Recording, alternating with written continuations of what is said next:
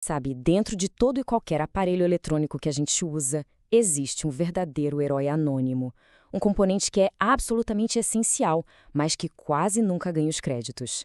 Hoje a gente vai desvendar o papel desses guardiões silenciosos do mundo da eletrônica, os resistores. Então, vamos começar com uma pergunta que parece simples, mas é fundamental.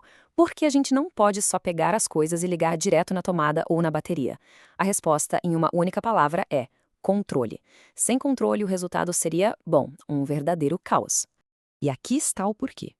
Se não existisse nada para controlar a eletricidade, a corrente seria como uma enchente, sabe? Totalmente descontrolada.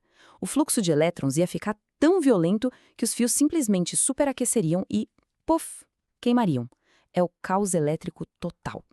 Ok, vamos mergulhar de cabeça nisso. O nosso primeiro ponto é entender exatamente esse problema, o caos que uma corrente elétrica sem nenhum tipo de controle pode gerar.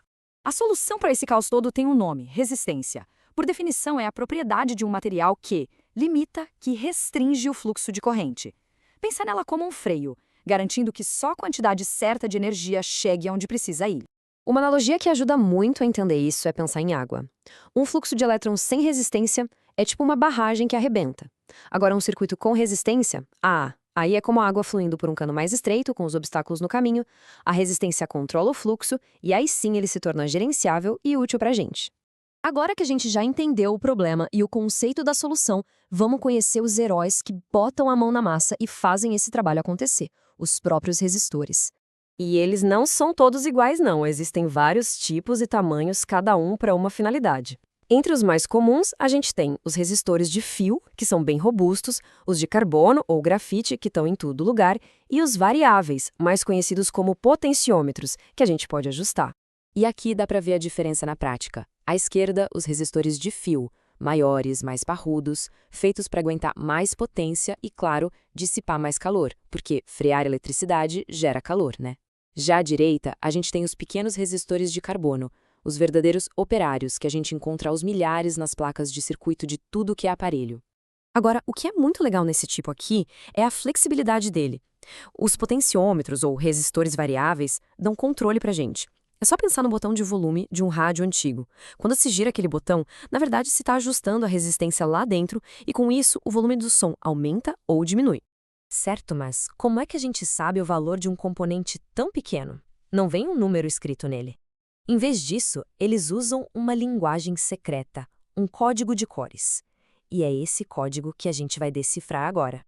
Olha só de perto essas faixas coloridas. Elas não estão aí de enfeite, não. Cada cor e a posição em que ela está tem um significado numérico bem preciso. É um sistema genial para identificar o valor de um componente minúsculo. O sistema de 4 faixas é o mais comum de encontrar. E é bem simples, olha só. A primeira faixa é o primeiro dígito. A segunda faixa, o segundo dígito.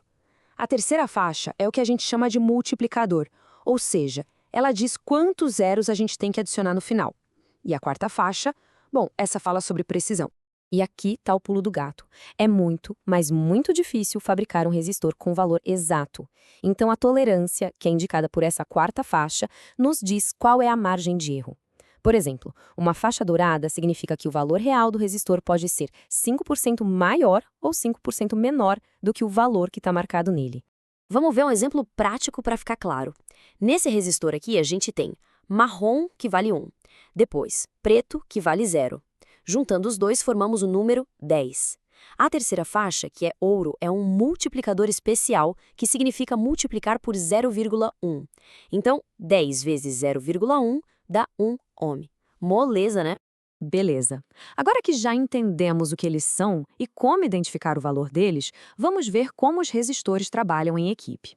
Dentro de um circuito, eles podem ser combinados de duas maneiras principais, em série ou em paralelo. E todo o comportamento deles é governado por uma regra de ouro da física, a lei de Ohm. Ela descreve a relação exata entre voltagem, corrente e resistência. Pensa assim, a voltagem é a força que empurra a eletricidade. A corrente é o fluxo, e a resistência é o que freia esse fluxo. A lei de Ohm mostra que se a gente aumentar a resistência, mas mantiver a mesma força, o fluxo de corrente vai diminuir. É a matemática que equilibra o circuito todo. E essa lei se aplica de jeitos diferentes, dependendo de como os resistores estão organizados. Num circuito em série, eles são como uma fila única. A corrente elétrica tem que passar por cada um deles, um depois do outro. Já em paralelo, é como abrir vários caixas no supermercado. A corrente se divide e passa por todos ao mesmo tempo.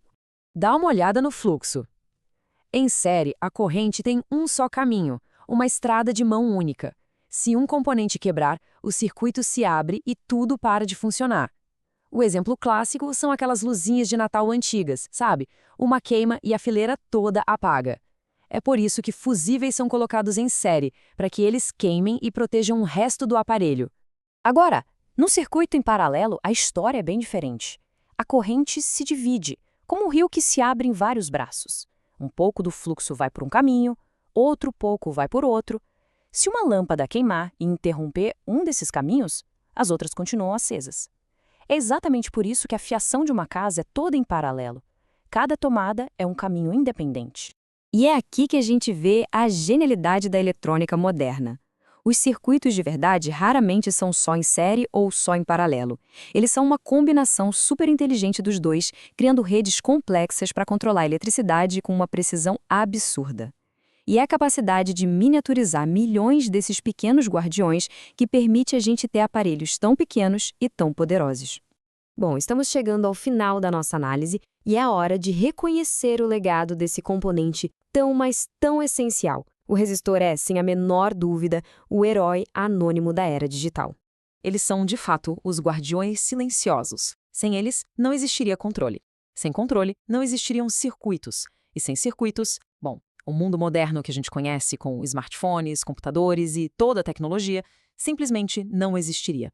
E, para fechar, fica uma reflexão. Nesse aparelho em que essa explicação está sendo vista agora, no processador, na tela, nos circuitos de áudio, quantos milhares, milhões, talvez bilhões de resistores estão trabalhando em perfeita harmonia nesse exato instante? Da próxima vez que um aparelho eletrônico for ligado, vale a pena lembrar desses pequenos, incansáveis heróis anônimos.